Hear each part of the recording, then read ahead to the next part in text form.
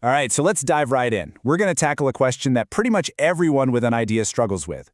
How do you build a brand that people just can't ignore? How do you go from just an idea kicking around in your head to a name that's on everyone's lips? Let's get into it. This quote right here, it just nails the absolute heart of the problem, doesn't it?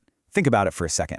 You could have the most amazing product on the planet, but if your customers don't get it, if they just don't understand the value you're offering, you're basically invisible. And that right there is a kind of silent defeat that's happening all the time, every single day. Okay, so that's the real challenge, right? In a world that's just full of noise, how do you cut through all that static? How do you build a brand that doesn't just get a quick glance, but actually gets chosen? Well, let's break down how it's done. Now, you might think it all starts with some huge, earth-shattering master plan, but it doesn't. It actually starts with something way smaller and a lot more personal. So, the foundation, the absolute bedrock of a breakthrough brand is what we call a small, different idea. Look, this is not about trying to boil the ocean. It's the exact opposite.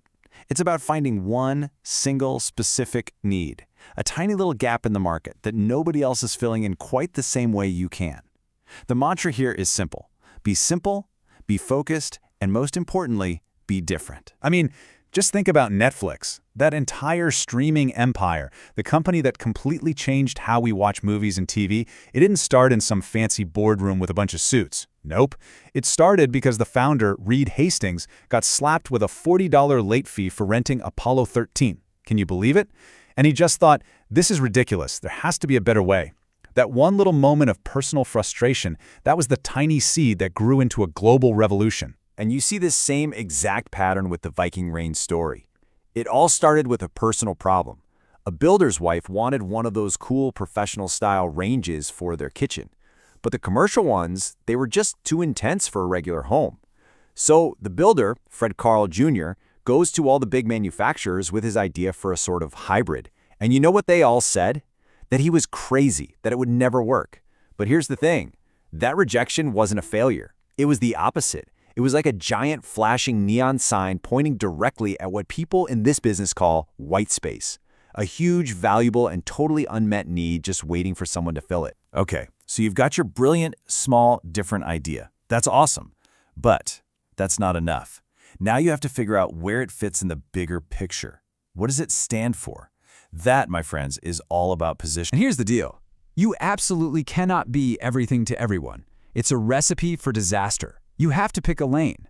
And there are 3 really powerful ways to position your brand. You can aim to be the first, you can play the maverick, or you can become the cause. So let's talk about being the first. Red Bull is the perfect example. The founder didn't invent some new flavor of cola. He found a drink in Thailand that was used to cure jet lag. He made one small but crucial change. He added carbonation, and then, this is the genius part, he invented and named a whole new category, energy drinks. He literally created a brand new playground just so he could be the king of it. And the best part? All the early market research said it would fail. People hated the name, they hated the taste, they hated the logo. He ignored all of it, and look what happened. Okay, so what if you're not first? You can be the maverick. And there is no better example of this than Apple's classic Mac versus PC ads. You remember them, right? You had the cool, creative, jeans and a t-shirt Mac guy, and then you had the stuffy, boring, suit and tie PC guy. Apple knew they couldn't beat Microsoft head-on, so they didn't even try. They changed the entire conversation. They positioned themselves as the hip, fun alternative. They brilliantly turned the PC's biggest strength, being the standard corporate choice, into its biggest weakness. And the third path is becoming the cause. Think about Tom's shoes. They weren't really selling shoes, were they? They were selling a story about giving back. That one-for-one model, that wasn't some clever marketing gimmick added on later. It was the brand from day one. So when you bought a pair of Toms, you weren't just buying shoes, you were buying into a mission. You were joining a tribe of people who wanted to make a difference. All right, section 3. So up to this point, your idea and your position, they're still a bit abstract, right? They're just concepts. To make them real, to make them stick in people's minds, you have to give them a face, a voice, a name. You need to build an actual identity. And the name, wow, the name is so fundamental.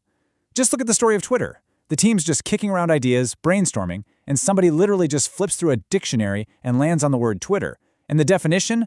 A short burst of inconsequential information and chirps from birds. I mean, come on. It was perfect. It was almost magical how perfectly it captured the entire feel of the service.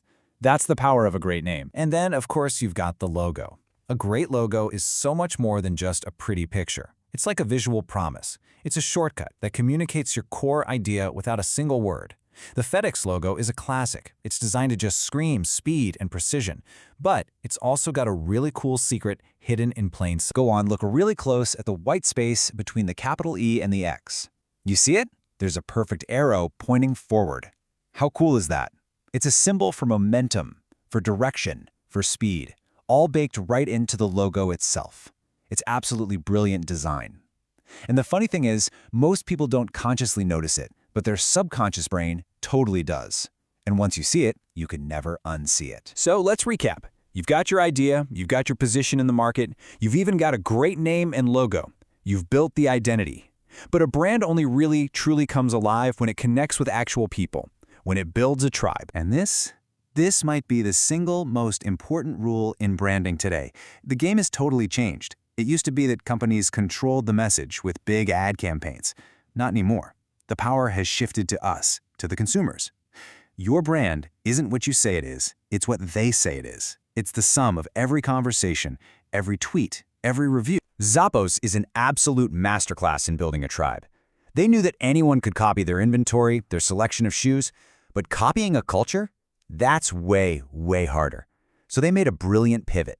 They decided their brand wouldn't be about shoes, it would be about the best customer service on earth. They offered free shipping both ways, taking away all the risk for the customer. They empowered their service reps to just wow people. No scripts, just human connection. They even put their 800 number right at the top of every single page, practically begging you to call them. They made customer service their #1 marketing tool, and it worked like a charm. So you see, it all comes full circle. That small, different idea, your unique position, that perfect name and clever logo, all of those pieces are just building blocks. They all lead to this one single fundamental truth. At the end of the day, your brand isn't what you scream from the rooftops. It's the story that other people tell about you when you're not around. And so that leaves us with one final and honestly the most important question of all. And this one isn't for me to answer, it's for you. When you're not in the room, what's the story people are telling about you? Because that story, that's the only one that really matters.